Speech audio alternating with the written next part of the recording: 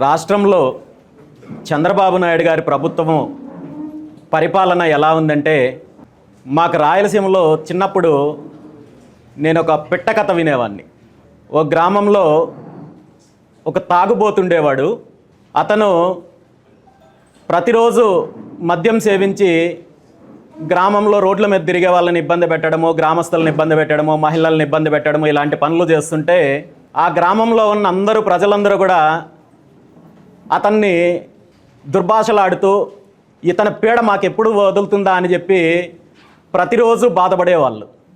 కొద్ది కాలం తర్వాత అతను అనారోగ్యంతో జీవిత చివరి దశకు చేరుకొని చనిపోతూ తన కుమారుడి దగ్గర ఒక మాట తీసుకుంటాడు. నువ్వేం చేస్తావో నాకు తెలీదు, ఈ గ్రామంలో ప్రజలందరూ కూడా నా గురించి గొప్పగా మాట్లాడుకోవాలి, నన్ను మంచోడని చెప్పి పొగడాలి నేను చనిపోయిన తర్వాత అని చెప్పి తన కుమారుడి దగ్గర మాట తీసుకొని చనిపోతాడు. వాళ్ళ కొడుకు ఎంత ఆలోచించినప్పటికీ కూడా వాళ్ళ నాన్నకి ఏ విధంగా మంచి పేరు తీసుకురావాలో తెలియకుండా, ఎందుకంటే వాళ్ళ నాన్న ఏ ఒక్క మంచి పని చేయలేదు, మంచి పని చెయ్యకపోగా ఆ గ్రామస్తుల్ని ఆ ప్రాంతంలో ఉన్న అందరినీ కూడా ఇబ్బంది పెట్టాడు. కాబట్టి ఎవరు పొగిడే పరిస్థితి అయితే ఉండదు. ఏం చెయ్యాలని ఆలోచించి చివరికి ఒక నిర్ణయానికి వస్తాడు. తను కూడా మద్యం సేవించడం మొదలుపెట్టి వాళ్ళ నాన్న చేసిన ఆకృత్యాలు అరాచకాలు ఏవైతే ఉన్నాయో దానికి 10 రెట్లు ఎక్కువ చేయడం మొదలుపెట్టాడు.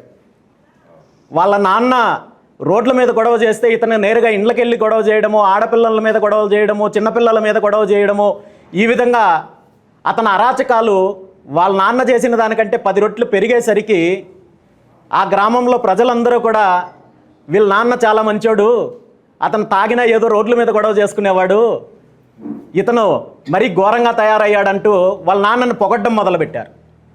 ఈరోజు రాష్ట్రంలో వైఎస్ఆర్ కాంగ్రెస్ పార్టీ ప్రభుత్వము అధికారం నుండి పోయిన తర్వాత, చంద్రబాబు నాయుడు గారి ప్రభుత్వం అధికారంలోకి వచ్చిన తర్వాత ఎగ్జాక్ట్గా పరిస్థితులు ఇలాంటి పరిస్థితులే ఉన్నాయి.